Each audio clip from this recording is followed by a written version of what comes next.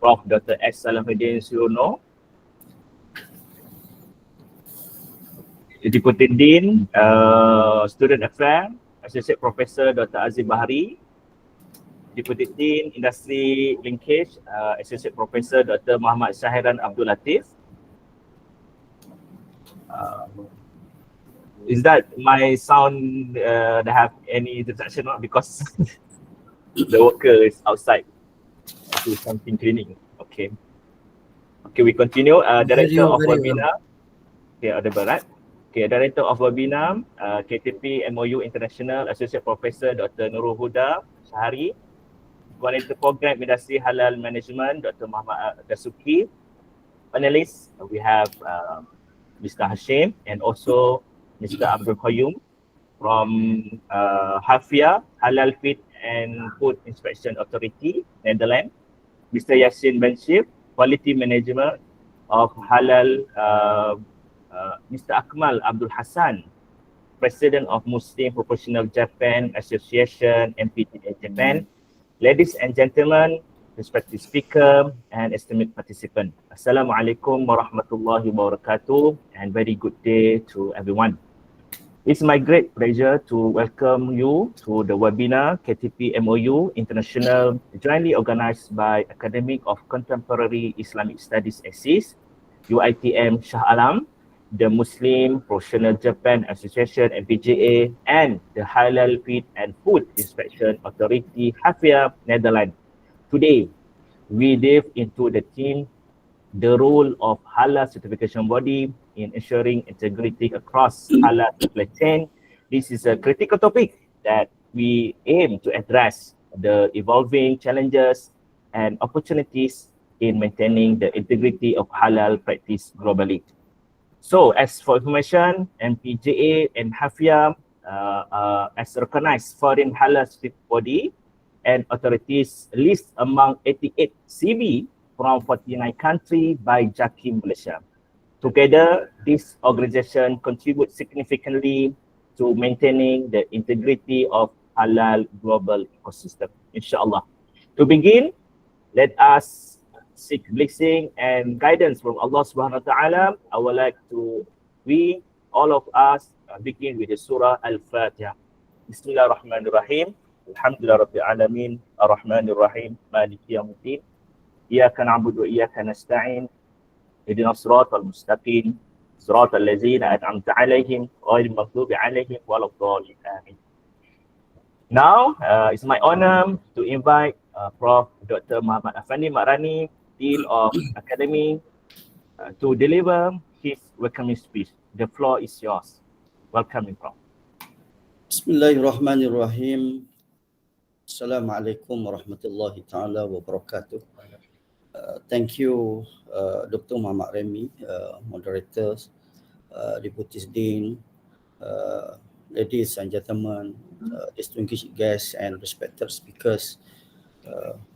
Assalamualaikum warahmatullahi ta'ala wabarakatuh, and very good afternoon. I would like to begin by expressing our sincere gratitude to Mr. Abdul Qayyome, Chief Executive Officer of the Halal Feed and Food Inspection Authority HFFIA, Netherlands, and Tuan Akmal Abu Hassan, President of the Muslim Professional Japan Association, MPJA, Tokyo, Japan, for graciously accepting our invitation as the honorable guest speaker at today's webinar entitled The Role of Halal Certification Bodies in Ensuring Integrity Across Halal Supply Chain. It is a great honor for us to have you here, and we truly appreciate your valuable presence. This webinar is a key initiative that reflects the collaboration between the Faculty of ACIS, Academic Contemporary of Islamic Studies, UiTM, the Muslim Professional Japan Association, MPJA, in Tokyo, and as MOU, strategic partner, and the Halal Feed and Inspection Authority, HFFIA, in the Netherlands. It serves as part of our knowledge transfer program with industry partners and MOU collaborators. As you may know, MPJA and HFFIA are internationally recognized halal certification bodies accredited by JAKIM, and they play a crucial role in halal certification in Japan and the Netherlands.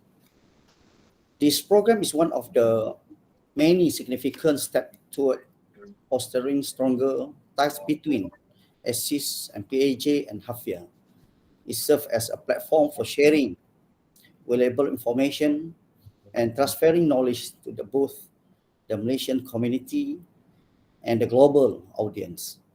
The practice of exchanging international insight, especially those from Japan, is vital not only for enriching our knowledge but also for the promoting best practice within industries that can be adopted by communities, especially at the Malaysian level. Furthermore, this program aligns with ACIS goals to meet its annual targets and improve its performance within BTU, particularly through its community engagement effort at the international stage with our MOU partners. The objective of this program are clear and impactful to provide a platform for the sharing and transfer of knowledge to achieve BTU KPI for MOU activities at both the international and ACIS UiTM levels. We believe that this webinar will be an invaluable resource for sharing essential information with the wider community, especially as a student and alumni. The webinar highlights the roles of MPJA and HFFIA as prominent halal certification bodies within the halal industry. This initiative will enhance ACIS understanding of global halal issues, particularly those affecting Malaysia, Japan, and the Netherlands, and will contribute to fostering knowledge, sharing, and learning between this region. We sincerely hope that today's program will be of the great benefit, especially to our students, by equipping them with the necessary knowledge and skill to navigate the halal industries. The sharing session will be meaningful for all of us, as it promises to strengthen our understanding and provide us with fresh, up-to-date insight into the current issues facing the halal industry. We are also optimistic that this webinar will be a successful platform for future activities and that it will pave the way for more initiatives benefiting our students, staff, and community. We look forward to the continued growth of this partnership, especially in student internship and academic research opportunities focused on halal issues. Finally, I would like to extend my heartfelt thanks to all the organizing committee members who work tirelessly to organize and coordinate this KTP program. Without your dedication and hard work, this event would not have been possible. Once again, welcome, and we look forward to fruitful and engaging session today. May Allah subhanahu wa ta'ala bless all our effort and grant us success in these endeavors. With that, with lafaz Bismillahirrahmanirrahim, I hereby officially declare this webinar open. Thank you and enjoy the session. Sekian wabillahi taufiq wal hidayah. Assalamualaikum warahmatullahi taala wabarakatuh. Waalaikumsalam warahmatullahi wabarakatuh. Thank you so much, Prof. Dr. Muhammad Afandi, Mak Rani, as opening speech. And then we hope that this event is going to be smooth. And then I can say this is a very good opportunity to all of us to learn from the Netherlands and also from Japan. Thank you again, Prof, for the very inspiring and warm, inspiring word. Okay, now, before we begin, allow me to outline again the outline to the agenda. First topic, inshallah, we will cover Halal certification body as a gatekeeper of integrity, adapting to new technologies and ingredient, presented by Mr. Yassin Bashir, Quality Manager of the Halal Feed and Food Inspection Authority, Netherlands, and then followed by Q&A session by Mr. Abdul Qayyome. And second topic, inshallah, we will go to the MPJA, Mr. Akmal, Abdul Hassan, with title Ensuring Halal Integrity in Non-Muslim Majority Countries, Challenges and Best Practice. Okay, after both presentation, we will have a Q&A session where you can share your question through the chat. Without further delay, let's begin. First session, I would like proceed with our first session. It's my pleasure to introduce our first speaker, Mr. Yassin Bashir, Quality Manager of Halal Feed and Food Inspection Authority, HFFIA, Netherlands. If from very short searching, I can do only few things. Bachelor Science, Nutrition and Dietetic, and then maybe Mr. Yassin will continue lah. And then before go there, I would like to tell all of you, HFFIA is a recognized foreign halal certification body and authority that play a very important role in upholding halal integrity worldwide, that especially for Netherlands. Inshallah, Mr. Yassin will be speaking on the topic halal certification body as a gatekeeper of integrity. Please join me in welcoming Mr. Yassin Bashir. The floor is yours. Thank you very much, brother. Assalamu alaikum, everyone. Waalaikumsalam I warahmatullah. will share my screen. Yeah. Let me check how it's done.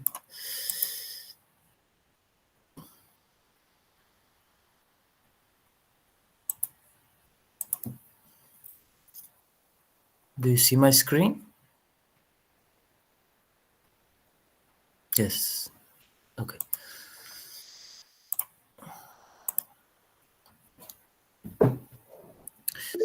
So, assalamu alaikum, everyone.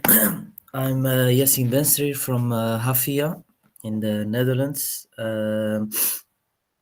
I started in 2017 as auditor and screener, and proceeded with internal audits 2 years later. In 2022 beginning, I started as quality manager, and since then I'm nearly 3 years the QA in HFFIA. I'm responsible for the accreditations, recognitions, contact with embassies, etc., and also the management of documents within HFFIA. And today I will give a short presentation, a general presentation about HFFIA. So if you have questions afterwards, they are all, you can ask them. Sorry, Mr. Yassin, if I can see only white screen, is that others can see the screen, the sharing slide, something like that? Is that same with me? Do you see the first one with halal feed and food? For my side, I can see only white, only clear. Yes, white only. Okay. Maybe you can unshare again. Yeah. Yeah, I never used this program. 1 second. Okay, no problem, no problem.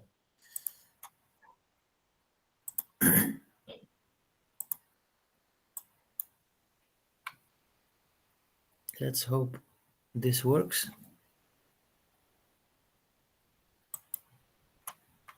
Okay. Do you see something now? Yes, now can see the halal feed with the colors. Yes, nice, very nice. Okay, perfect. Okay. Thank No you problem, very no much. problem.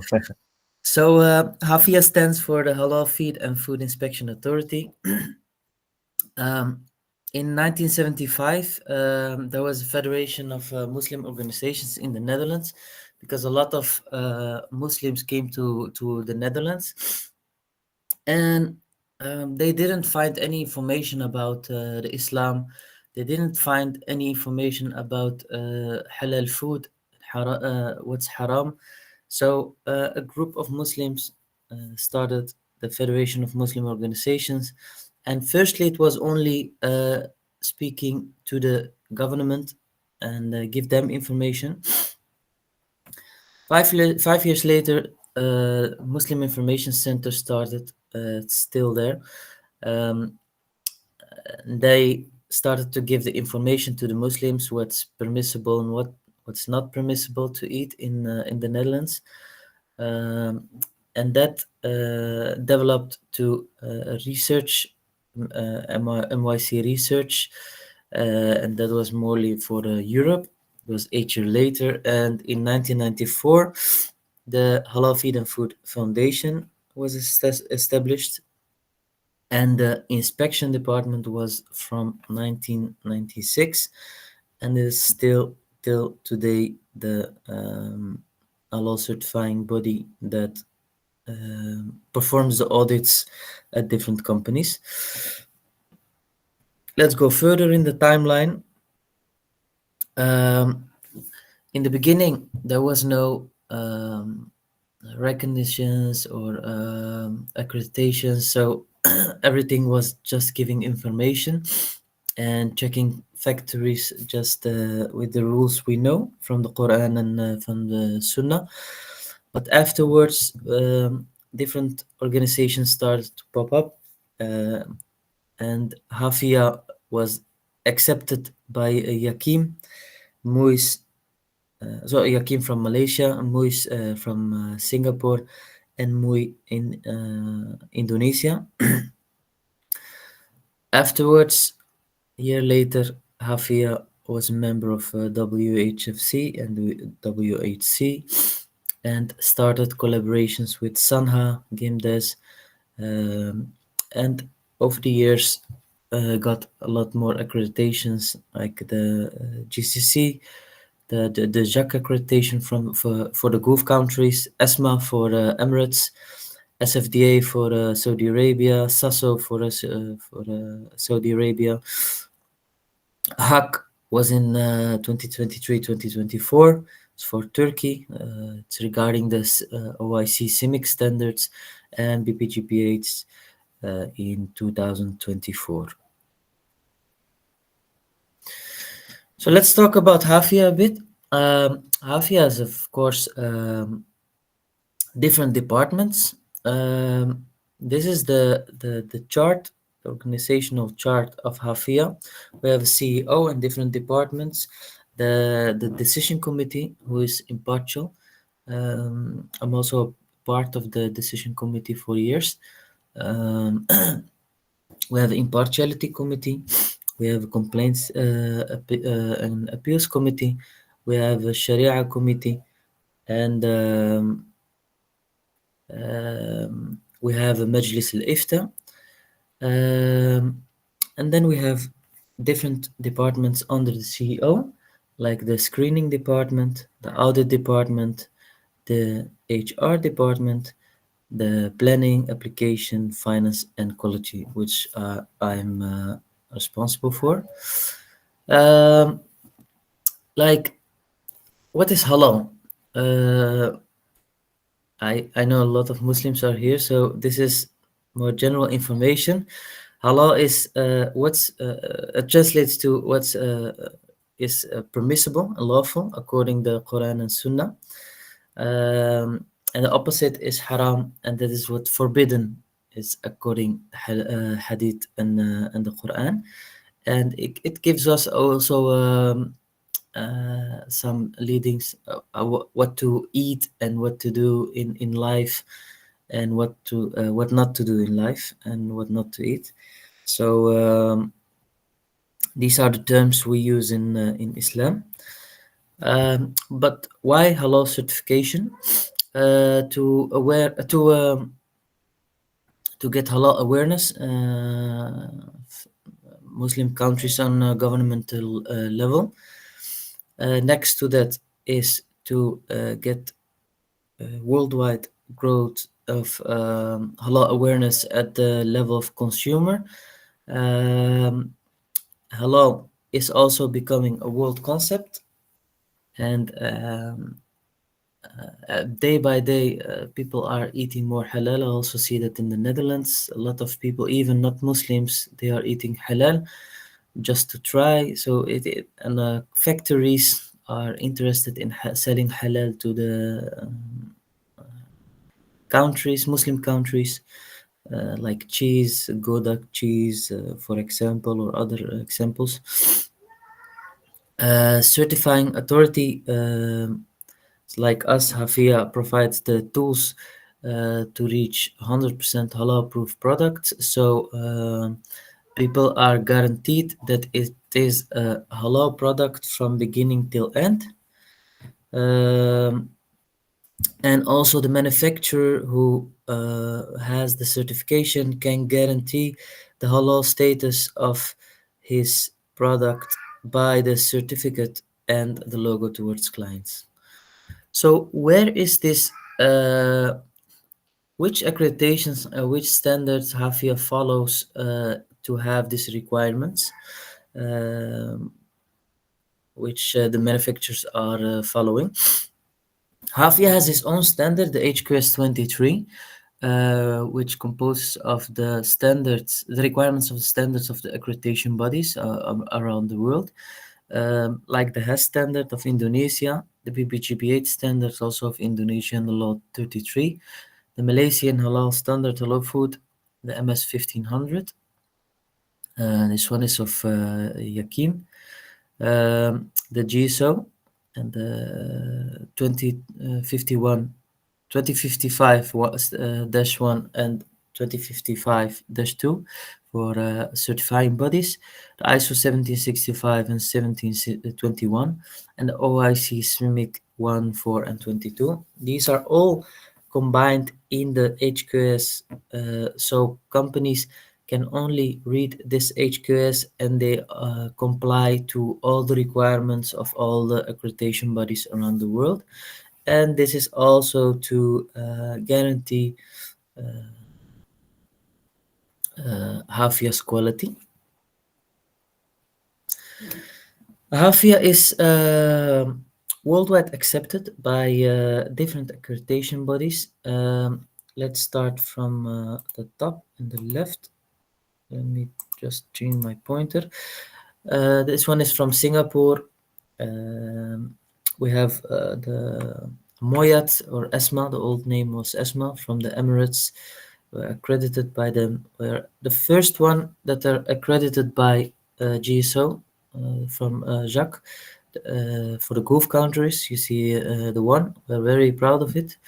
Sanha from South Africa, WFHG, FC, MOI from Indonesia, Saudi Halal Center from Saudi Arabia, SASO, Saudi Arabia, Imanur from Morocco, PPGPH from Indonesia, IDCP from the Philippines, Kikot from Thailand, Malaysia, Yakim, and Hak from Turkey.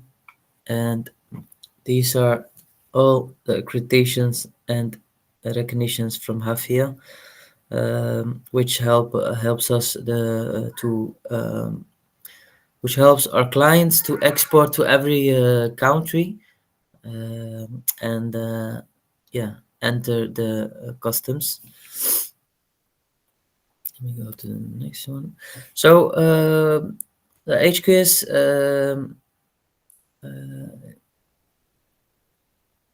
these are the principles that are in the HQS. We have different principles. We start with the persons. The persons are during the audit, we check the persons. Are they trained? Is there a halal coordinator? Is there a halal team? And who are the people that are responsible? Is everything documented in their documents? We check the product. The product is from raw material until end product. We check everything. We also visit the purchase department to see if they have the right approved supplier list. If they are only buying halal, Is everything documented? Also, we do a tour and we check the place, the equipment of the where the halal product is made. We also check part or all the whole process. Also, if it is outsourced, we check this physically. We check the cleaning of the production place. We check the packaging, the storage and transport. Then we also do a track and traceability in the company. We also like I said in the beginning, we check if they are trained and validate everything through internal audits. If they have done internal audits and included halal, we check the management review of them and check if they included halal, etc. So where stands the HQS for? The HQS is the Halal Quality Assurance System. This is a system which is implemented by companies who produce halal products. It educates and creates halal awareness at different levels within the company. This HQS, we want them to implement them in the existing SOPs, not making new documents. And we also want them to create halal master file where they add all the ingredients which are approved by HFFIA. Then we have the change control. The change control is we want companies to inform HFFIA of the ingredients they use by sending it to hafia@halal.nl, and so is everything prior to use checked by HFFIA, and companies can use it. And only after approval of our halal certification body, it can be used within the company. So this is for different levels in the company. Also tools, scoops and buckets. We check everything that it's dedicated for halal, so there is no cross contamination in the production. And this is also sometimes done by cleaning. If there's have been a non-halal or the first time on the line, we help them clean the line so it's only dedicated for halal. Within HFFIA, we have different steps in the process. Clients start by doing an application, and between every step there is a decision committee approval before going to the next step. Then we speak with the client in the first meeting. Then on the background, we assign a screener and we do the screening of every ingredient, processing aid, detergents, lubricants, everything. Then we do a halal audit. We compose an audit report, and the screening is done. When everything is done and the client has solved all the non-conformities, we wrap up everything, we send them the documents, and we will issue a halal certificate and a halal logo. This is an example of the halal logo, but they will receive it with codes, and we can see exactly with the codes which company this is, because the codes are location specific. This is the master file we send to clients. They need to fill all their ingredients here in the list with the internal article codes and the code of the manufacturer. We need them to fill the brand name. We need them to fill the product name, the manufacturer, and the supplier. This is something we fill in when they requested this approval of this raw material. And when it is approved, and only we are filling this one. And this is something where we put approved or pending, and they know it is approved or pending. And here we put remarks if we still need some documents from the client. So this is a wide range of customers we serve regarding the halal certification. It is a lot of clients. I don't know if you know some, like Friesen Campinas, I think very known in a lot of Muslim countries because they sell their cheese. We have colorings, we have nuts, milk powders, candy, Nestle is also very known for baby powder, etc. So our clients have a variety of products, different products, and we can serve them all because we are accredited for every country. So we can serve every category they have and they produce in the company. So this was my short presentation. I don't know if you have questions. Okay. Any question from the floor? Or we keep first for the question, or maybe you have a question from the student that you're going to go to the Netherlands. Or we keep first. Yeah, we keep first, and then we continue to the second speaker. Is that okay? Yes, thank you very much. Okay, thank you so much again, Mr. Yassin Benshir. It was a pleasure. Thank you very much. Yes, okay. You may stop the sharing. Okay. Okay, thank you so much again. Okay, thank you again, Mr. Yassin Benshir, for your insightful presentation. I can say your perspective on how a certificate body can adapt to modern challenges were truly enlightening. And then we can see the history that you coming out is very interesting. Before go there, I would like to share. I also prepare some. Okay. Okay.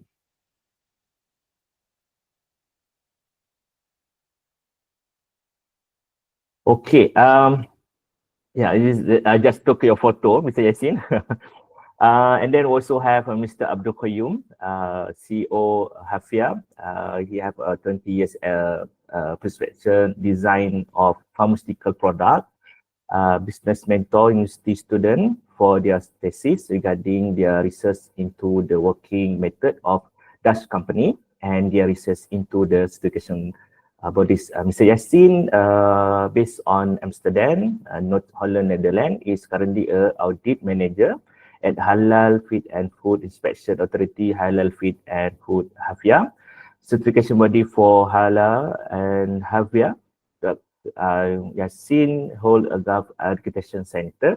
From here, we can see certified since 1998. From here, I received this from the website, but you guys can see from the website about the HFFIA and the Muslim in Europe and abroad and from many different ethnic background and from all madhab import to note four most recognized Sunni, Maliki, Shafi'i, Hanafi, and Hanbali. That is quite challenging, basically, that Malaysia usually follow the. Okay, so we have a question. Later we answer the question. Okay, no problem. Thank you so much, Azalia Hamza. Okay. Now I would like to introduce second speaker, Mr. Akmal Abdul Hassan. Mr. Akmal Abdul Hassan graduated with the engineering degree from Gumna University, Japan, 1995 as a part of 7th batch of the Look East Policy Program. Upon returning to the Malaysia in 1995, he worked at the Bank of Tokyo in Kuala Lumpur for 3 years. And then in 1998, he joined the Ministry of Trade and Industry MITI. And by 2005, he became Assistant Director for Mitrat in Osaka, Japan, and recognized the growing importance of the halal industry international, especially for Islamic country. And he found that Muslim Professional Japan Association in 2013 as a halal certificated body. So thank you so much again for MPJA is recognized by Indonesia MOU, JAKIM Malaysia 2016, CICOT Thailand, and Middle East country 2021, and BPJPH Indonesia I think recently 2024. Okay, so Mr. Akmal Abdul Hassan, I can believe that is from Malaysia. And inshallah will deliver the topic ensuring halal integrity in non-Muslim majority country, challenges and best practice. So please join me in welcoming Mr. Akmal Abdul Hassan. The floor is yours.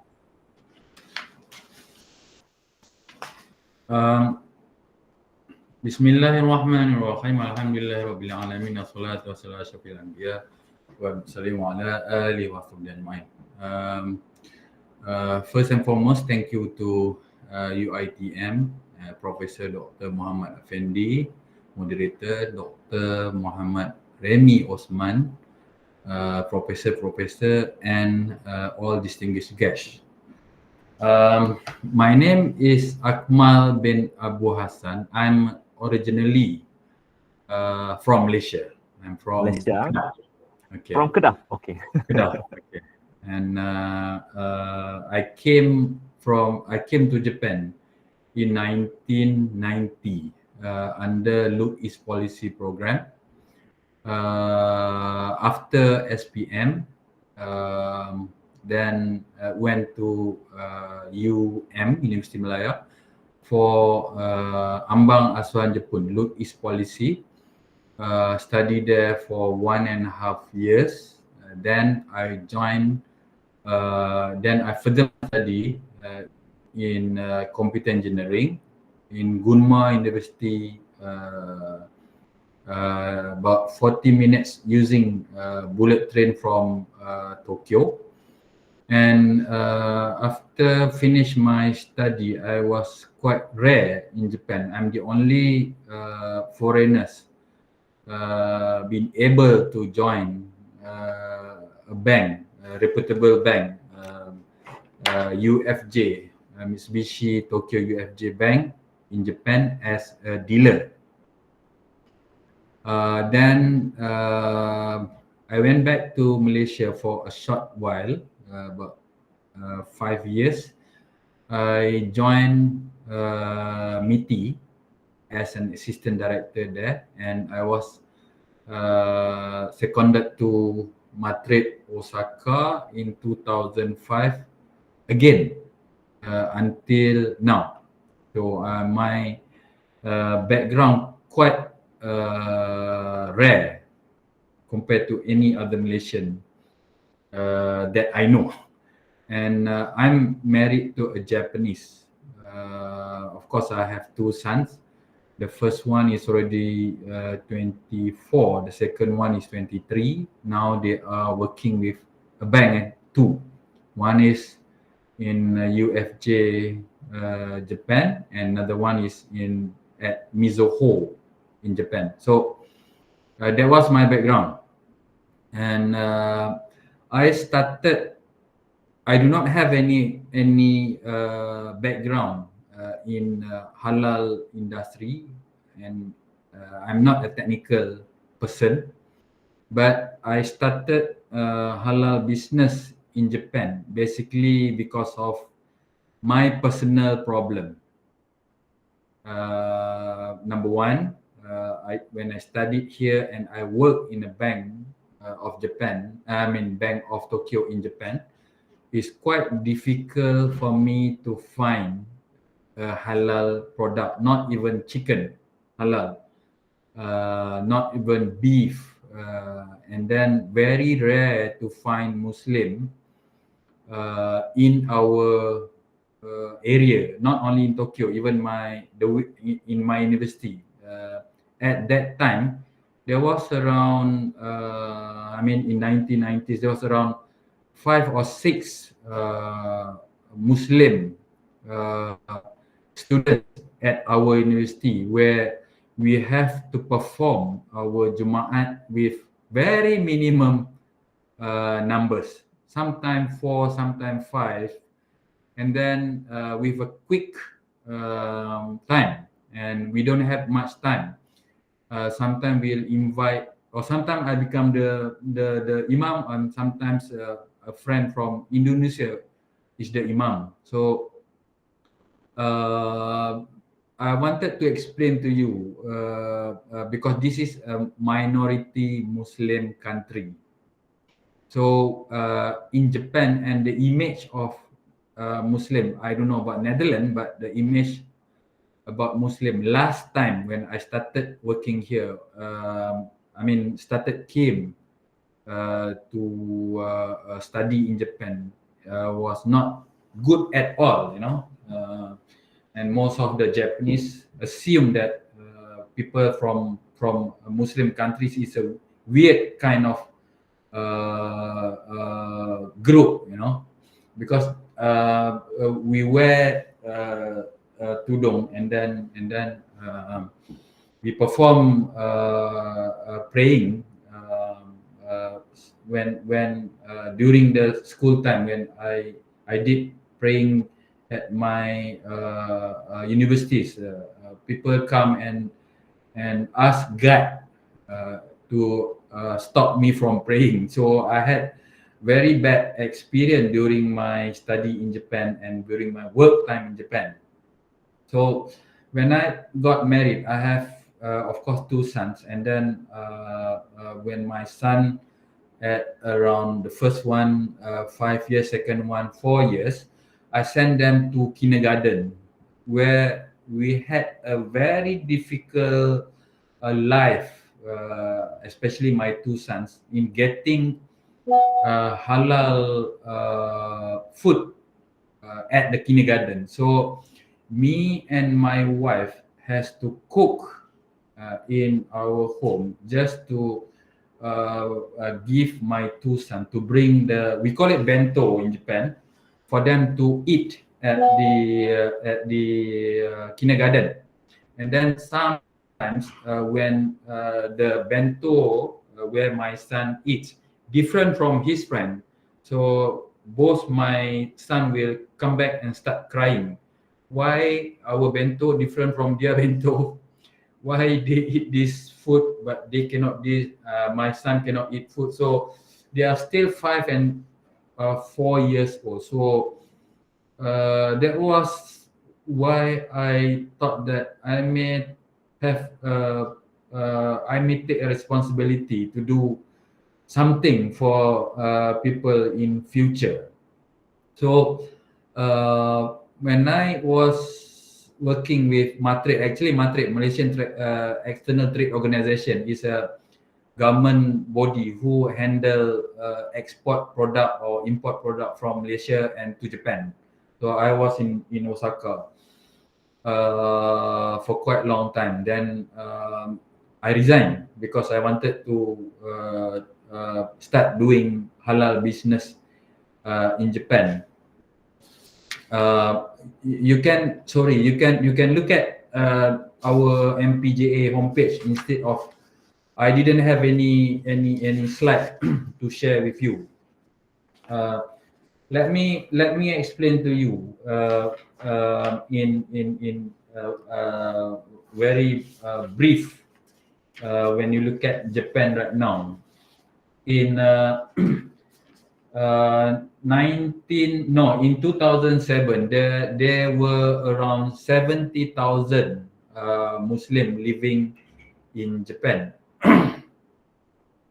But now Japan has increased the Muslim population to 230 over thousand. When you look at Japan population is around 125 million, but the Muslim population is only 230,000. And if you compare the mosque masjid in Japan and in Malaysia, in Malaysia we have around 6,800 over mosque, whereas in Japan we have only 115 mosques. How big Japan compared to Malaysia? Malaysia is around 98%. Malaysia means including Sabah and Sarawak. 90% of Japan area. So, but the population is very big. In Tokyo itself, how big Tokyo? Tokyo is about Klang Valley. but the population is around 30 million. And then Klang Valley, we have only 8.6 million. Klang Valley, we will have around 330 over most, but in Tokyo, we only have 15. Quite small, huh? Quite less. Yeah, very small. That is comparison between Japan and Malaysia. and Malaysia. Yeah. So when we talk about that was the current happen in Japan. So why the Japanese now is start thinking about halal business or halal. And then for your information, the CB, we call it certified body, that is recognized by JAKIM. Before 2013, there were only one CB recognized by JAKIM. But now there is already 5 CB recognized by JAKIM, including us. As what Netherlands, Mr. Yassin said, their halal is recognized by the world. Same goes to MPJA. We also recognized by GCC, where GAC is there. We also member of World Halal Food Council. We also recognized by Indonesia BPJPH. Before that, it was MUI, Majlis Ulama Islam Indonesia. And of course, we are recognized by JAKIM as well, and we also recognized by Singapore and SICOT as well too. SICOT is a halal authority in Thailand. So I would like to emphasize on the halal situation in Japan right now. The reason why the Japanese is looking much on the halal market, they have a few reasons. Number one, the popularity of Japanese food in the world, even in Malaysia. Malaysia is now importing every month Wagyu from Japan, 25 tons, 25 ton, huh? Yeah, 25 tons. You can imagine per kilo, let's say sirloin is about 700 to 800 ringgit, but Malaysia is importing 25 tons in a month. Very rich, huh, or Malaysia? Yeah, Malaysia a very rich country. And then number two, because of inbound. Inbound means tourists come from all over the world to Japan right now. I think this year, by end of December, Japan will record around 40 million over tourists come all over Japan, all over the world to Japan, including Muslim countries.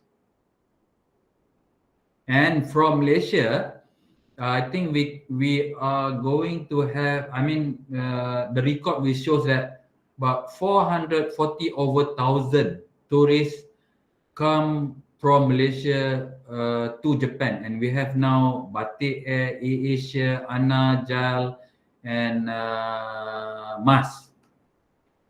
The new one is Batik Air. And then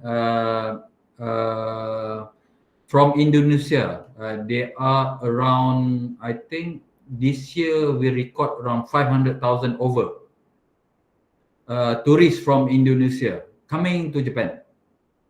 So last 10 years, Japan recorded more than number 10 in terms of countries accepting tourists to Japan, but they are now, I think, the best 5 after France, China, US, Malaysia, not even in the top 10 now.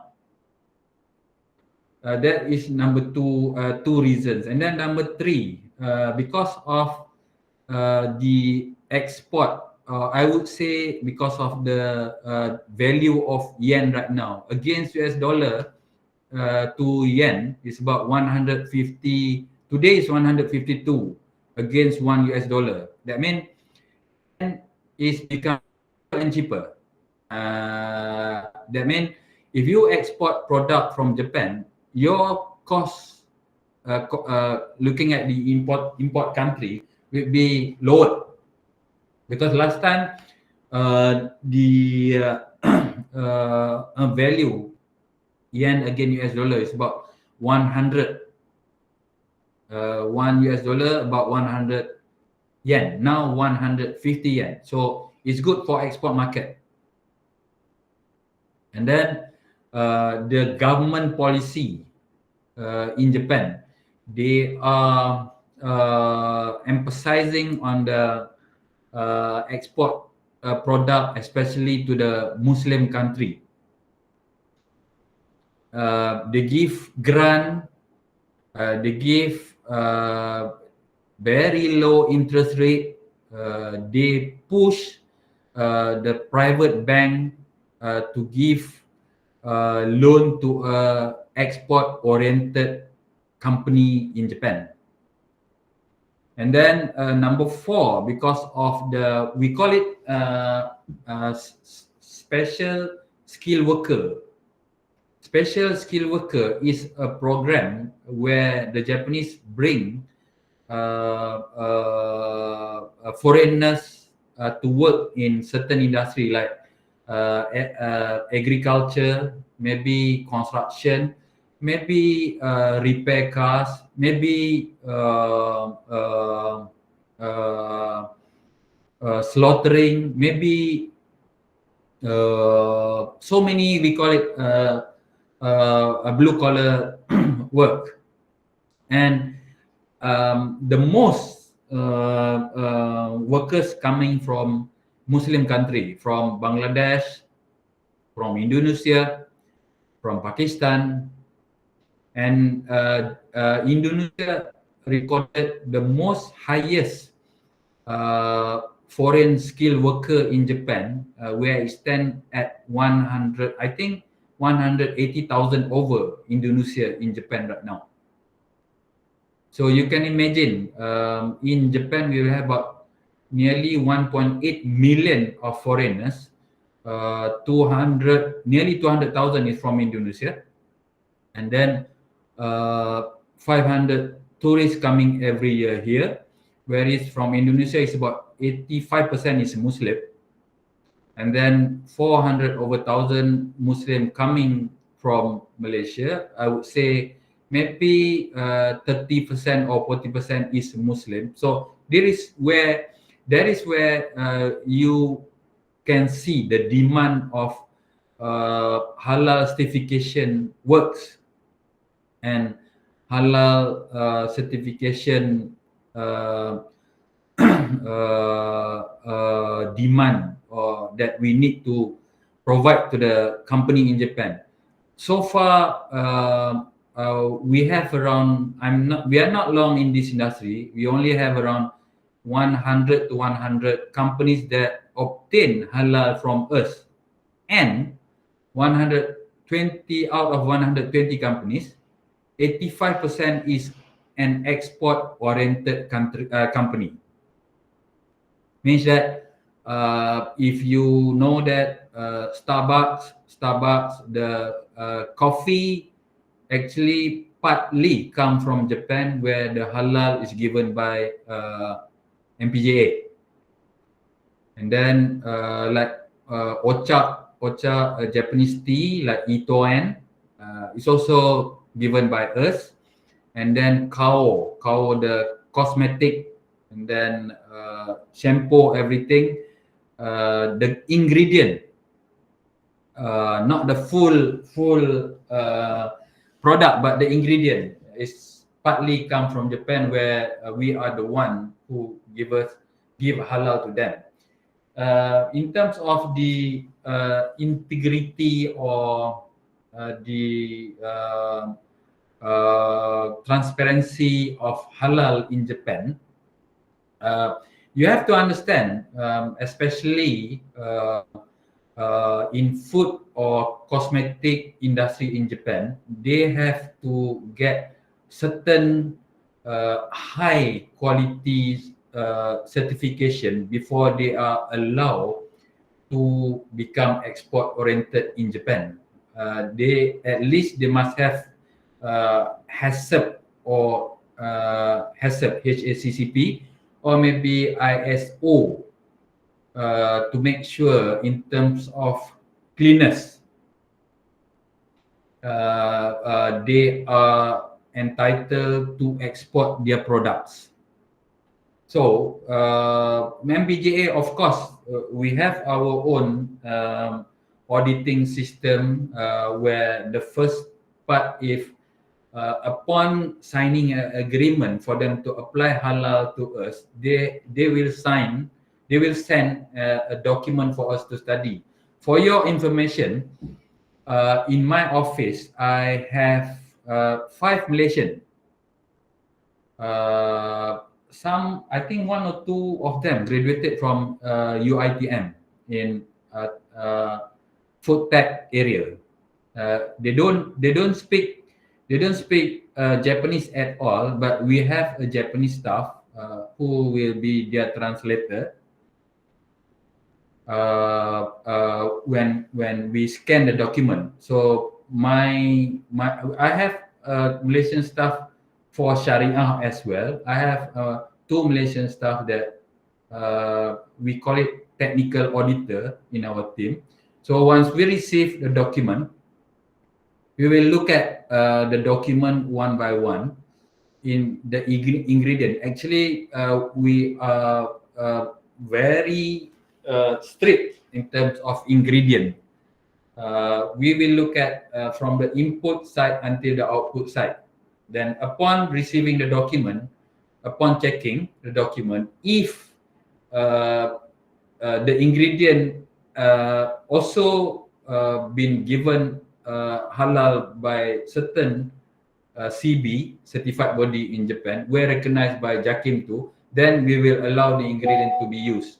But if not, we will check with our lab here. We have, of course, tied up with a lab not only in Japan, but a lab in Malaysia and in Indonesia as well, to check whether there is subahah inside the ingredient.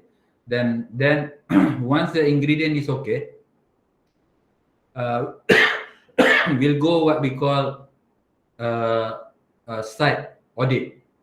So we will have 3 staff. One is technical auditor, number 1, number 2 is Sharia translator, to look at the factory from the input where they receive the product, they store the product, they do the processing, who is involved, and whether they understand halal or not, they understand Muslim. Before we do the site audit, we will have like seminar. This seminar something like promoting a basic of Islam and halal. So we add on some information about why we need to pray, what is the basic of Islam, fardu kifayah, and all those things. And then we explain why we don't take alcohol, we don't touch even a dog. So we give them a very basic, at least when they see a Muslim walking around them, they will understand a bit. Because last time, even tudong is not so well seen in Japan. So some of the people, especially elders, they would feel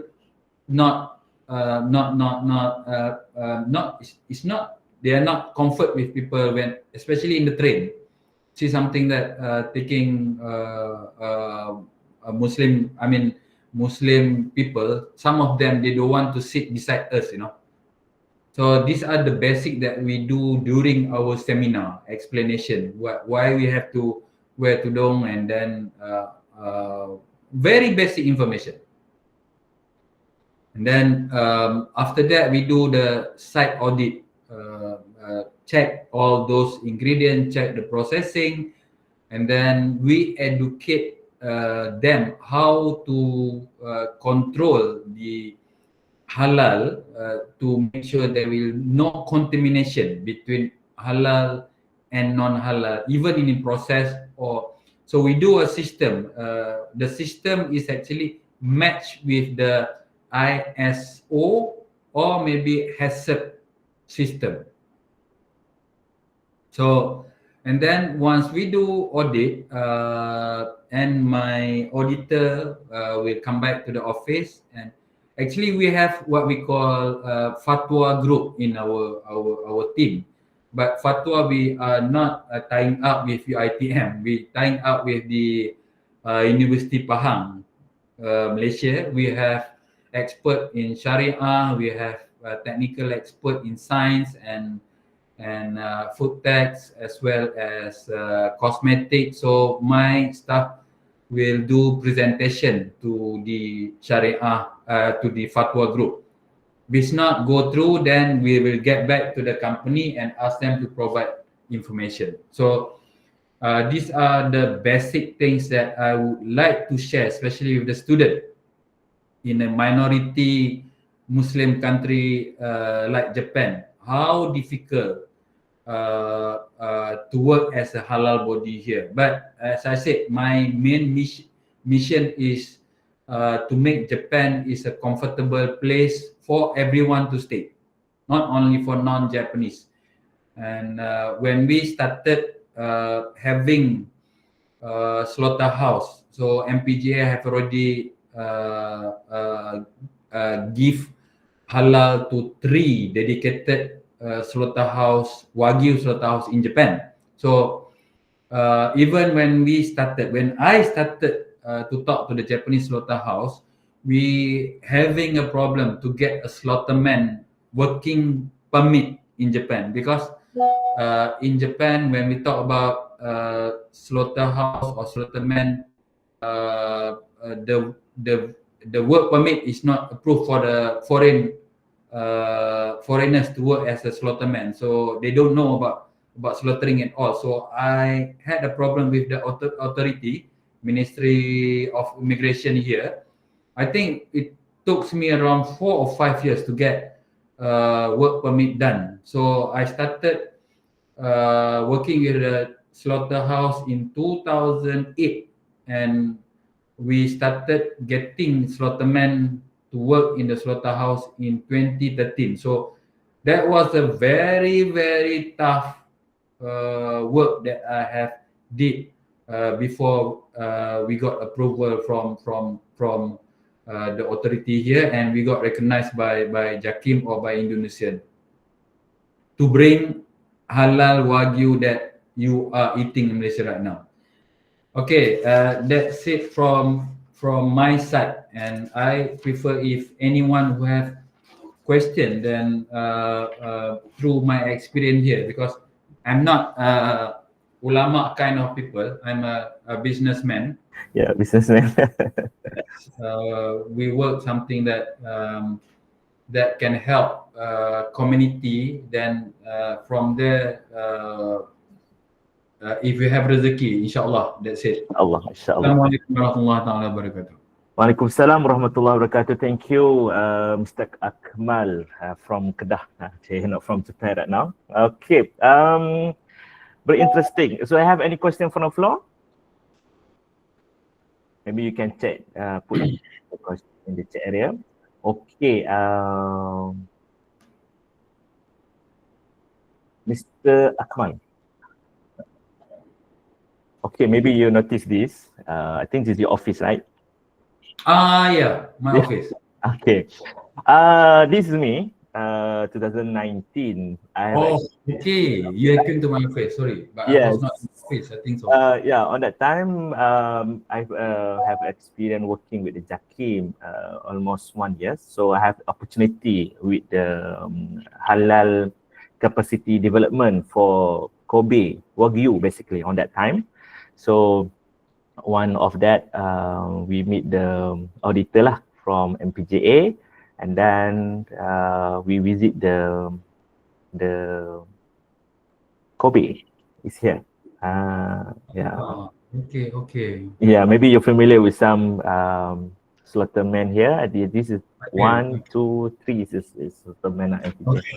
And thank you so much for that opportunity. And when we inspect for the halal, yeah, quite challenging but very supportive from the authority, from the Sanda basically, and then after that from the auditor for the commitment to make sure when they export the halal to Wagyu halal is certified halal lah by the JAKIM. And then that is very good. Thank you so much again to your effort, Mr. Akmal, for make this become what we call kenyataan lah, to make this become reality for the halal Wagyu, because Malaysia, we like to try new thing.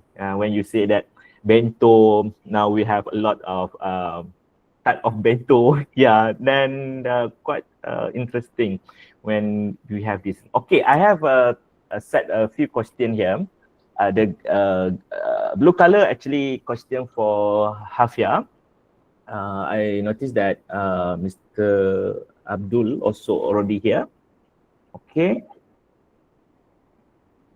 Okay, the three questions I would like to ask: how are the steps of acquiring the halal certificate from your country, similar, different from other halal certification Islamic country? And then the second question: how do counterfeit halal certificate being handled in your country? And the third question, what are some cross-cultural challenges Hafia faced when working with the suppliers and manufacturing from various countries, and how do you overcome them? So, maybe Mr. Abdul Qayyome can answer the three questions. Assalamualaikum. Can you hear me? Can, very clear. Okay. Assalamualaikum warahmatullahi wabarakatuh to all the participants and listeners to this group. I had some technical problem. Now it is solved. I can come with some points, and I will keep it short because you have a long program, and today is Juma day for me, and you passed the Juma time, and we are starting with the Juma. Anyway, the thing is this, that halal certificates, to handle that, we started long time ago in the Federation of Muslim Organizations in the Netherlands, for Europe actually, to think about the Islam and the society in Europe. We met a lot of problems. Also, we have a group of secretary from the embassies of Muslim countries, and they joined us, but it became a political group. So we started in 70s, and in 1980 we stopped with this federation. We said no, we have to deal only with the Islam, and the name became Muslim Information Center of the Netherlands. Still, I'm one of the checkers of this group, and from that time on, we started looking for a better system for slaughtering in Holland. So with I was a treasurer, but Dutch speaking, and our Dutch imam, he had studied in Turkey, and he could also speak Dutch. So we two were appointed to speak with the Dutch government, or to contact the Dutch government. Later on, I was alone appointed to handle this with the slaughtering systems, and still I'm connected to the government to handle some points about the slaughtering. The slaughtering is a problem for us, for Muslims, because we have to stun, and we said it is not possible. We do not agree with pre-stunning. Maybe some post-stunning can be handled. So we are just discussing this matter, and a lot of products are imported from Muslim countries and so on. But the certificates from this kind of meat certificate is doubtful. In my question, we went to all the places in the world to check our system, that they are doing or not doing. And anyway, not to blame anyone, I think the certifier now is a businessman, is a man who wants to make something true or to create something that is good for the Muslims. In our aspect, it should be done by a group of ulama to take this care and to look after the real halal according to the Quran and the Sunnah. And I will not repeat what is stated in the Quran. I will not repeat what is said in the Hadith. It is a long story. But anyway, if you want to keep the halalness, then you have to sit with all the certifiers together. By Zoom nowadays, it's very easy to talk in details how to make a certification true, how to do it. And we have the experience of, say it, 45 years.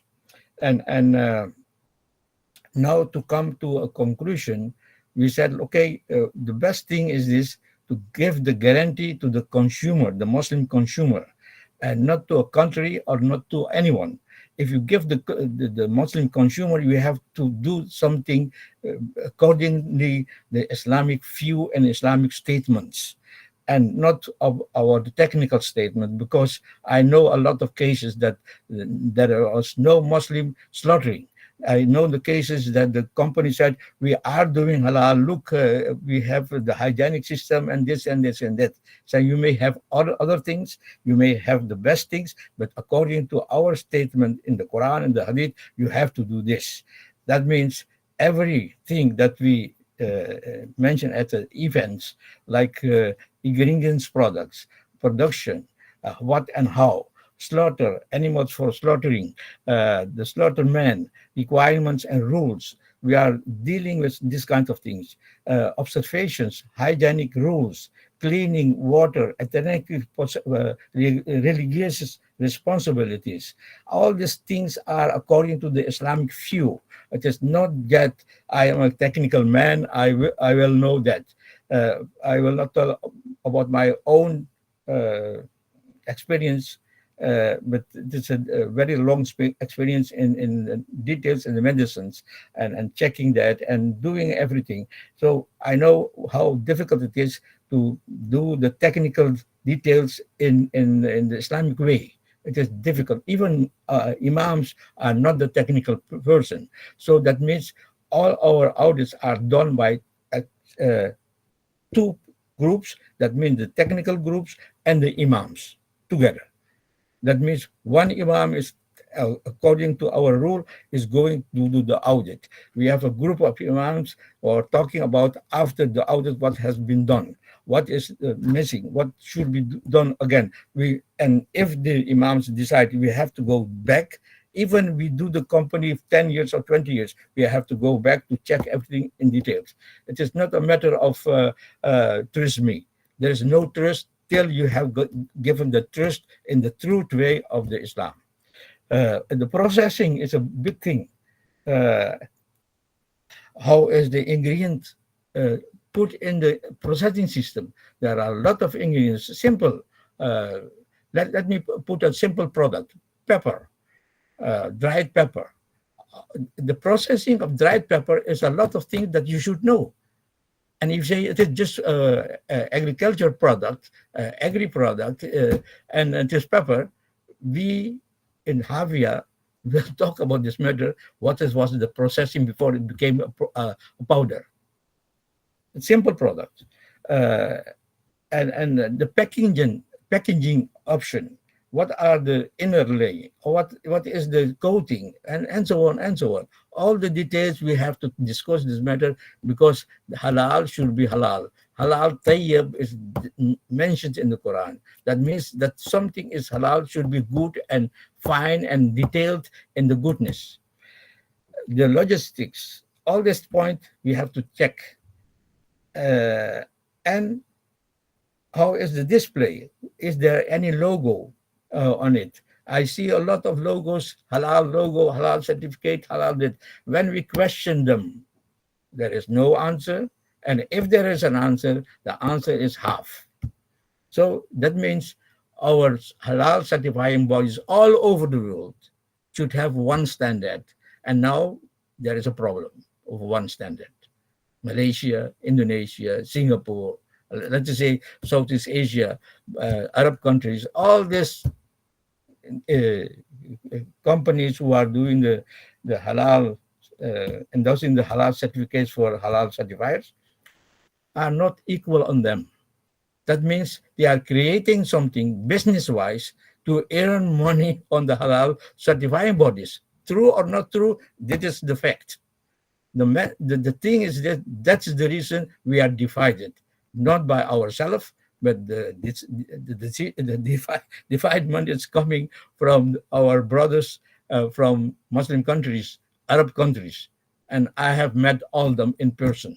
And I can tell you, if these countries are coming together to make one standard, a lot of problems will be solved. That is our aim to do it, and I'm going to fight for this the rest of my life, inshallah. Inshallah. Thank you very much for listening to me. And Thank you. if there are any questions, you can question now. Okay, any question from the floor? Yeah.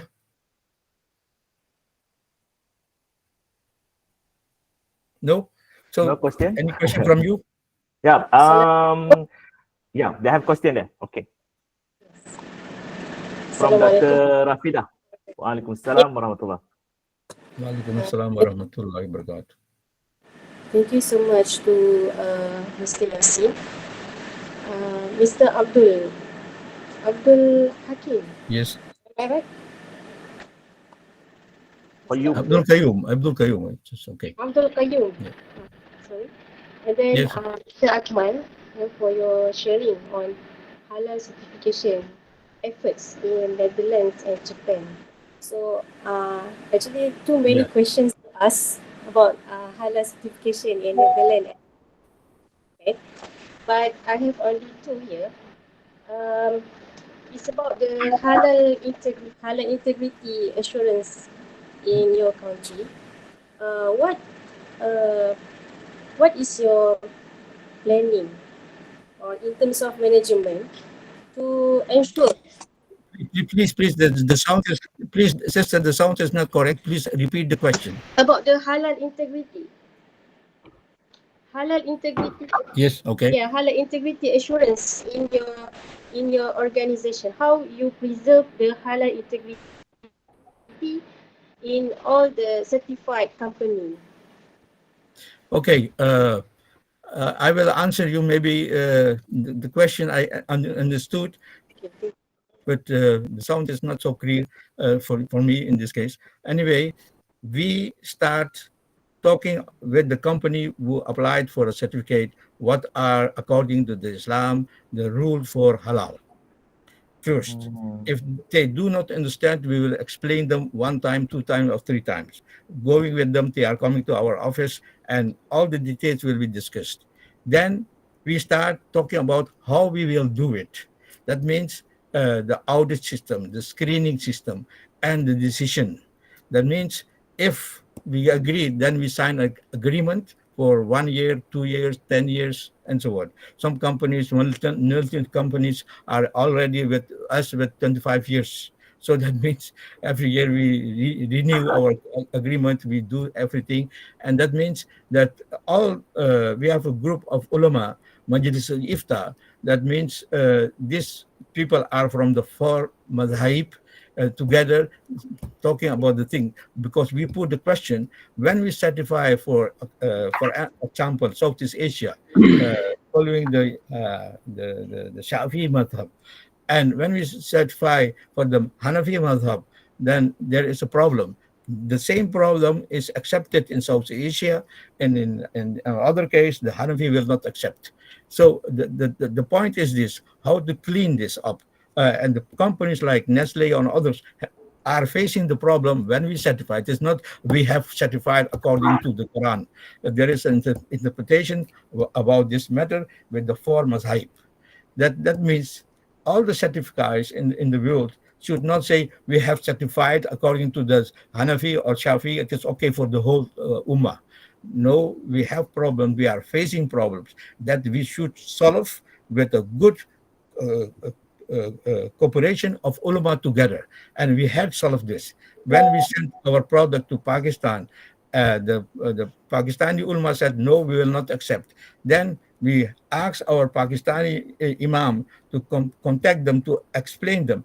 They said, okay, for this time, we will accept because the product is already in Pakistan. But the next, you change the recipe. And we had to change the recipe. Change recipe. So that means in case we say it is halal, according to a small group of people and so on, I would like to help all the certifiers in the world because this is a good thing. It is I am earning in the akhirah something, not in this dunya. Please, brothers and sisters who are certifiers, contact me by email and I will explain you free of any charge. I'm a Muslim. I'm not going to ask you any cent. Please do it halal way. Do it halal way. Don't say what Abdul Qayyome, what is the fee? I have no fee. Allah subhanahu wa ta'ala is giving me enough. Ameen, inshallah. Please, brothers, I hope that the university will take this opportunity to cooperate. I will do free of any charge to all the certifiers in the world how to come together. Okay, inshallah. That is my answer. Thank you, Mr. Abdul Qayyome. Can we go to the next session, next question to Mr. Akmal? Okay, I will stay half an hour now. Sure. Then I will leave the group. Okay. Okay, no problem. Okay. No problem. Assalamualaikum. Okay. For us, how we make sure the halal integrity is being monitored and so on. Number one, of course, we have our SOP, standard of procedure.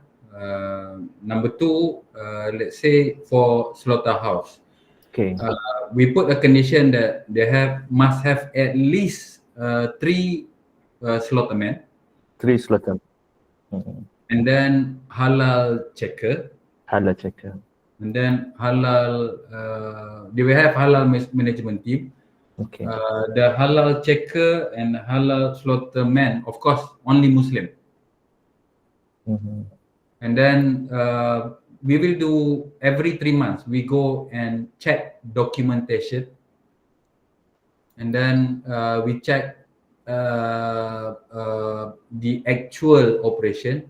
And the most thing that I don't know whether other halal body that monitor slaughterhouse is doing or not, each and every cattle that's slaughtered by them, we will ask them to send a photo of the head, because for Malaysia market and Indonesia market, we allow them to do we call it stunning. Air gun stunning, not bullet, right? So, but we have to bear in mind during MUI time, air gun stunning is allowed even for 2 times. Okay, 2 times. So, but for Jakim, only 1 time. Yes, only 1 time. So we will ask them, because in Japan, the slaughtering volume is not so big. Every day, maybe around 40 or 30 cattle slaughtered, and it's not like, I don't know in Netherlands, but it's not like in Australia or New Zealand, there has 1,000 over in a day. So each of the cattle that's slaughtered by the slaughterhouse, slaughterman that we recognize, so they have to send every day. So we will, of course, check through photo whether it has damage to the or not. This is how we do what we call critical certification company. But for non-critical, like raw material, we didn't force a Japanese company to find a Muslim just as a halal manager there to monitor the halal exercise, because it is very, very small volume at the moment. But what we do, we ask them to create a halal management team, where the halal management team is managed by our staff. And then the halal certification we only issue in a year. So In a year. Okay. yeah, every year they will ask for renewal, then we will do the auditing again. And there is an agreement with them. Once they change ingredient or they change stuff that handling halal in their factory, they need to let us know, or else we can revoke the halal certificate. That's it. Is that enough? The one who raised the question, Dr. Rafidah Muhammad. Rafidah? Yep. Yes. Thank you, Mr. Akmal. And then another question is, to what extent the Netherlands and Japan needs the halal talent from Malaysia? Maybe Halal what? halal talent. For example, the halal supervision, the halal consultant, for example, the halal advisor, as well as the halal slaughterman in your country. Thank you very much. Because there are around 100 of my students here. They are about to graduate at the end of this semester. And actually they have the chance to apply for any jobs related to halal, because they have finished their diploma in halal management. So according to Malaysia, they have the chance to apply for any halal related job. Thank you very much. Can I reply? Yes. Yes. Okay, sister, Assalamu alaikum. Coming to a standard, that means how is the situation when a certified a product like meat. We have a daily control. That means a checker apart from the slaughterman. That means 1, 2, or 3, because the slaughter time starts 6 o'clock in the morning till 5 or 6 in the evening. So the checker will check every animal which is slaughtered, making report. This report is sent to the office by mail. We check it. The question will come or not. Then he will answer this tomorrow or the same day. That is online, actually, the checking. So if there is a problem, immediately the next day we can stop the whole slaughtering. We will not do it till everything is solved. So that means a better guarantee than this is not possible, because a lot of certifiers also in Holland and Europe are not going to the slaughterhouse. They believe that it's halal, and sometimes they put the certificate in advance at the office of the slaughterhouse. So all these kind of things, we have the experience, and we will not allow anything. Otherwise, we stop. I have stopped a lot of slaughterhouses to certify, because to certify it with doubts, with shock, is the worst thing in the halal. So do it not. Tell the people we are not certified. Eat your meat, it is your responsibility. But we are not responsible for this. So it is not a question the company will pay us double or not. We are doing this for the Ummah, and it should be on the proper way. That is one of the things of the slaughter things. The other thing is this, I mentioned the ingredients, all the systems in the company. We have our halal quality assurance system apart from the standards of that. We developed this in the early 2000 and 2001. We started with our own, according to our knowledge with ulama and technical people, and discussions with other things, how to have our things. Yasin mentioned the P of person, and that means who is the person as a slaughterman. Is he a believing Muslim, true Muslim? Is he doing his Juma when he is controlling or checking on the Juma day? 2 Juma days he can miss.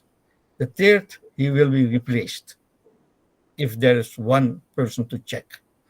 If there are 2, then they can do 1 week you and the 1 week the other one, apart from the slaughter men. And so on. These are the strict regulations we are doing. The thing is this, that whenever we do, we are not doing for ourselves.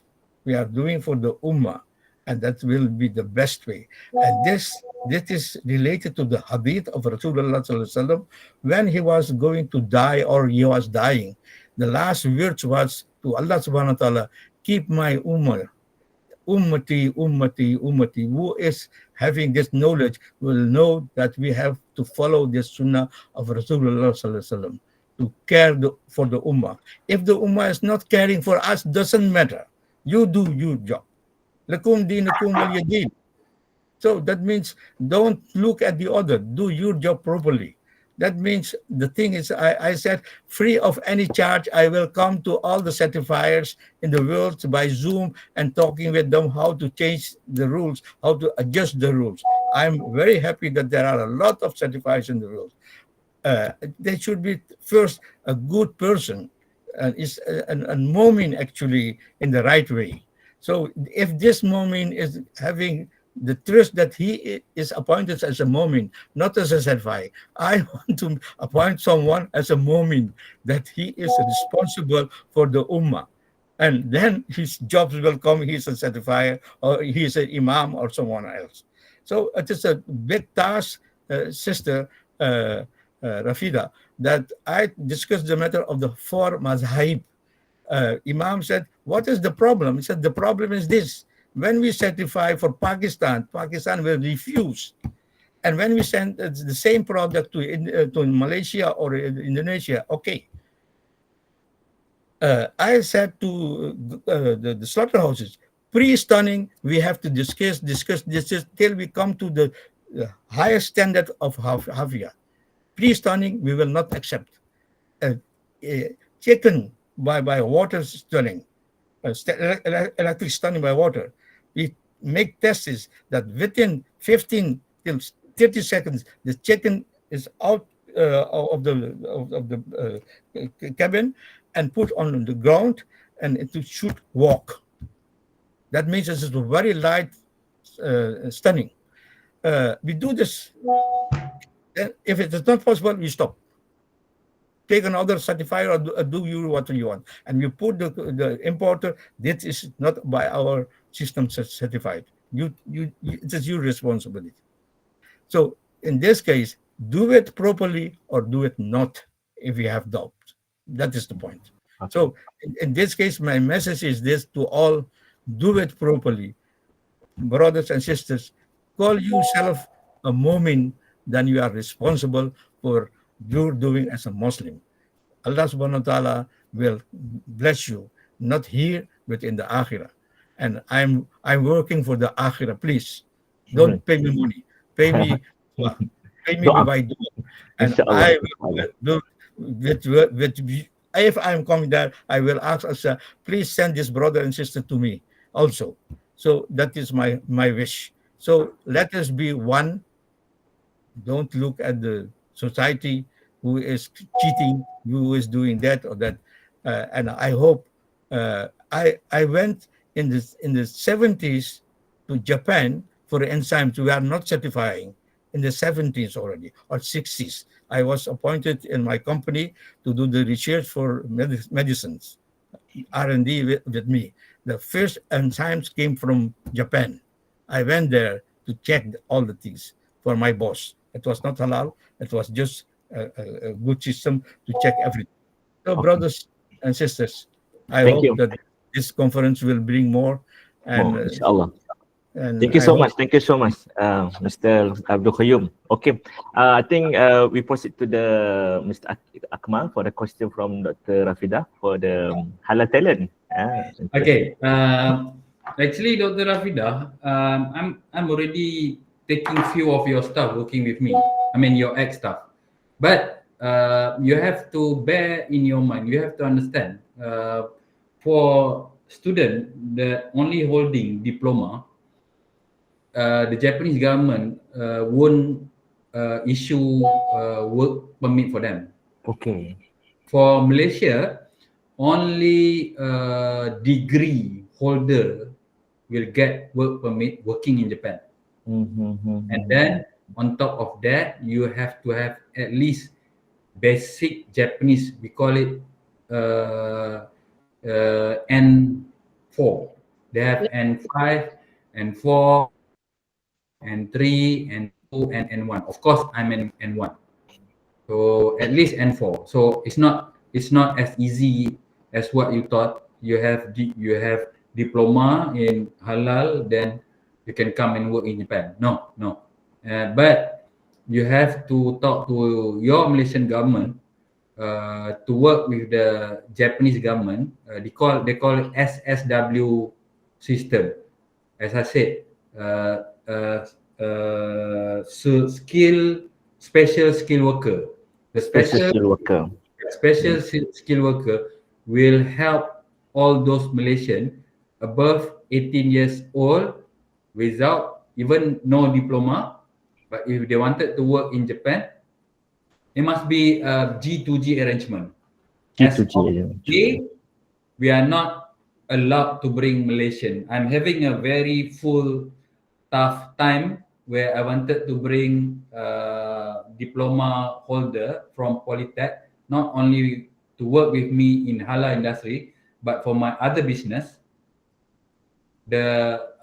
Even the internship program, they won't get work permit. Internship permit living in Japan. So you have to talk to your government, human resource ministry. Yeah. Even with experiences, Mr. Akmal, the diploma, but with for example 5 years experience, is it okay? No, depend No, on. not yet.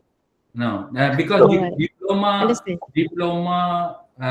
in Japan they call it tandai. Tandai is 2 or 3 years, just like college. So it's not allowed in Japan. So minimum they have a degree lah. All my staff in my office right now that working with me all holding degree. Okay. Understand. Can I come through you to Mr. Akmal, Yes. Brother Akmal? Why? Can I say something? Can. Sure. Abdul, yes. We have solved this problem, Brother Akmal, by universities in Holland. When Muslims are studying at the university from all countries of the world, of Muslim countries, Arab and Indonesia or other countries, we ask the university that they can do in our company their internship. And during 1 year they are being trained and everything. They know the company and how that. For instance, for Indonesia, we have 3 persons now from Indonesia employed with us now. We have to pay a money guarantee to the government. That is the system in Holland. For the time they are being employed by us, 1 year or 5, actually at least 10 years, the government. And it is a lot of huge money to guarantee them. We guarantee them by money. If there is something, they can go back with this money, or if they are ill or sick, we can pay the insurance and so on and so on. This is the money guarantee for the government and the time of being employed. We put this, that without these people from Indonesia or any country that we export, it is a difficulty for Dutch companies to export. It is a lie actually, but it helps. And the government say, okay, for the time being, you can have this person with this license. So that we are doing. We are telling the government, without this person, we have a problem in Malaysia, for instance. And then we can hire someone, and that we are doing. So we have a lot of people from Arab countries, Saudi Arabia, and they studied in Holland. Now they are professors or something like that. If there is any problem, we ask them, okay, solve this problem in Riyadh or in other place of or Makkah, and so on. This is a simple way for you, brother Akmal, to study this matter. How you can do this in Japan? I don't know what is the Japanese war law. I don't know. But I'm telling you, we have a very strict law, and the government now, the present government of Holland is anti-Islam. You know, Geert Wilders maybe. He's shaking hands with Netanyahu nowadays, but we are Muslims here. We have to do our job. Yeah. So, brother, this is my advice to you. Okay, Thank you, okay, Mr. thank you very much. The situation is different here. Yeah. Okay. We can proceed to the next question. Any question? Assalamualaikum warahmatullahi wabarakatuh, Dr. Remy. Yeah. Dr. Welcoming coordinator Halal, head of coordinator. Ahlan wa sahlan, Mr. Abdul Qayyome and Mr. Akmal. Assalamualaikum. I'm so sorry I had to interrupt a little bit. So I just have a very simple question regarding the issues that has been mentioned by Mr. Abdul Qayyome just now. It is more on the management aspect at the very global stage of Halal. So we know that when one particular standard that comes from one particular school of thought being referred at the very global stage of managing Halal, then of course there will be a problem. So I would like to ask specifically about Sir 2, Mr. Abdul Qayyome, from the perspective of Shafi'i school of thought. Okay, the ritual cleansing procedure. So from the management point of view, what would be the challenge if this process is to be performed or need to be performed, the Sirtu or the cleansing, the ritual cleansing procedure in non-Muslim countries or minority Muslim countries where we know that maybe in these countries we have very limited logistics facilities. So maybe you can share from the management perspective on how this issue being handled in the context of HFFIA maybe, and from Japanese what we call now, Mr. MPJA. MP. So that is my specific question on Sertu. Sertu. Okay. I'm now live to you. Yeah. Yes. Okay. Brother Akmal, you know Satomi, Sister Santomi? She came last year to follow some classes with us in Holland. And we discussed a lot of matter for Japan and so on. I hope that she is successful to make a good group in Japan to do the same thing. I hope so. For your question, brother Muhammad, we have discussed this matter of the four mazahib with the imams, with the Majlis al-Ifta, and they came with a solution. So when you certify, make 4 groups according to Hanafi, a brick, according to Shafi, a brick, or according to this, no brick, and so on. That people will know that according to your madhab, it is certified okay. It is a difficult thing to prove that, because we have to discuss with all the groups. We have in our group of Majlis Ifta also imams from Indonesia. He studied in Iraq years ago. He is now 85 years old. Anyway, that means we take care about our system to make it clear to the consumer and the buyer actually how to do it. In Europe, actually, no one its company is willing to do halal. When money is concerned, they will do all halal, and that is the easy way. What can I earn about that? And every day they are asking us when they apply for a certification, what is the cost? First question is, what is the cost? I will answer, our people will answer, we are not in a open market, common market on the market that everyone can say what is the food cost. So we have a system. This is the system we have to deal with. And the thing is this, that Brother Muhammad, we have to convince on the Islamic way with sabr to explain in details to non-Muslims how to deal it. And 5 till 8% of the total European population is a Muslim. So we calculate between 20 till 40 million Muslims nowadays living in Europe.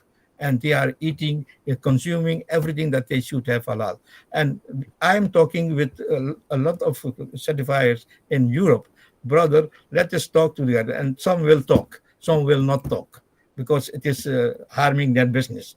I do not harm the business, I harm the Muslim consumer. So let us talk about this. And I have achieved within 5-6 years a lot of cooperation with Muslim certifiers, with the brother certifiers. Because I said, look, when you certify is okay, but I will put this certification in this pen when you are not giving me the answer.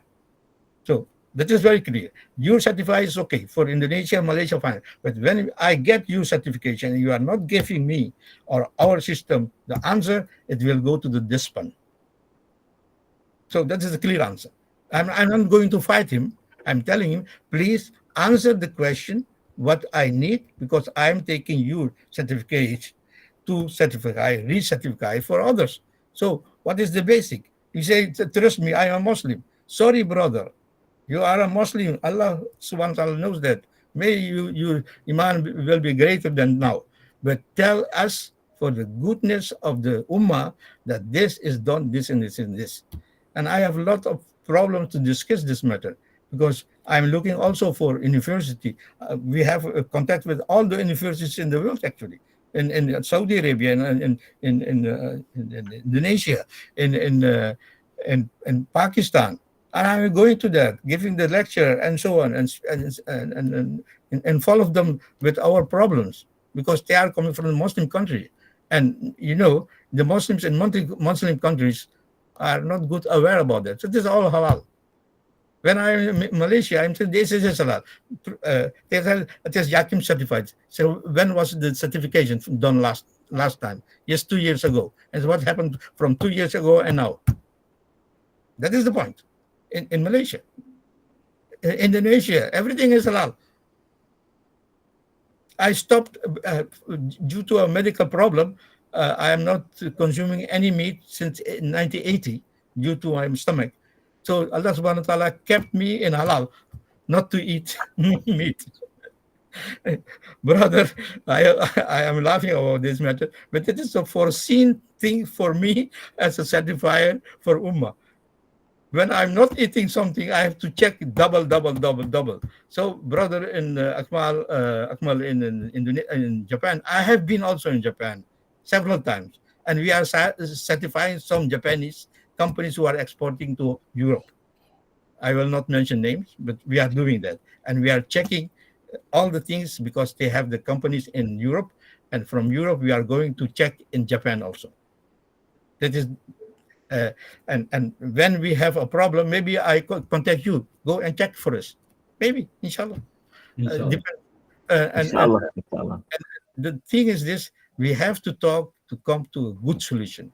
And my time is now up because I have to do a lot of things. And Okay. brother, you can. Everyone can write me a mail. Ask the people who are in contact with me, and I hope I will got more than 137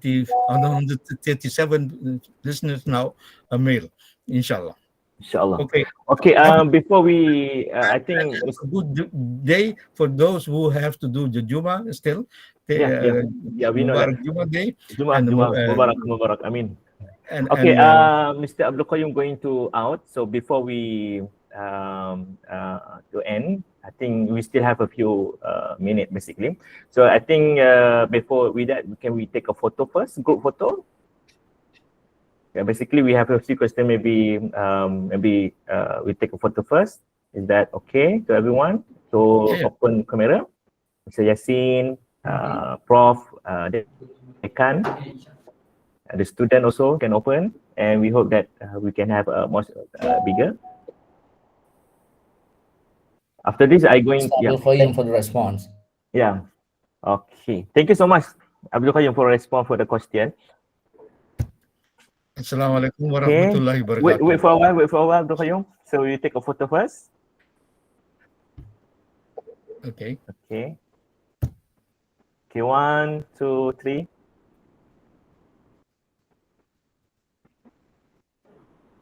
Okay. Let me share first. Okay. Sorry, Mr. Moderator, can I go for my Maghrib praying? Because Yes. Maghrib almost... I will close another form a few more minutes only, and then after that we end this session. Yeah. Thank you so much. Okay. Mr. Yassin, can we open camera again? I don't see. I just now I saw Mr. Yassin open camera. Okay. Okay. One more again. 1, 2, 3. Okay. Thank you so much. Okay. I think because we also rushing with I think today is like, thank you so much again to everyone basically for the insightful the webinar. We bring Japan, we also bring the Netherlands to Malaysia, and thank you so much again. So I have to end of today's webinar. I would like to extend my gratitude to our distinguished speaker, Mr. Yassin, Mr. Abdul Qayyome, and Mr. Akmal, Abdul Hassan, for their enlightening presentation. And thank you so much again to the students, to the lecturers, and to all of you to attend. We have around 135 students, almost 150 participants. Sorry. So I would also like to thank all participants for your time and engagement. Your present truly highly important to the topic advancing halal practice worldwide. So let us continue working together to uphold the integrity of halal supply chain for non-Muslim country, for Muslim country, and on behalf of the organization team. Thank you again, and we hope to see you future event. Assalamualaikum warahmatullahi wabarakatuh. Waalaikumsalam warahmatullahi wabarakatuh. Waalaikumsalam warahmatullahi. And don't forget to, okay, Thomas, Assalamualaikum. Salam. Jangan lupa attendance. Jangan lupa attendance. Thank you so much. Ya, Alia ada nak tanya ke Alia?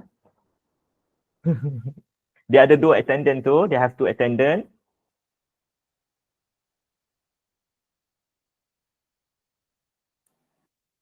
Okay, student saya jangan lupa isi kedatangan. Yeah. Kalau tak, tidak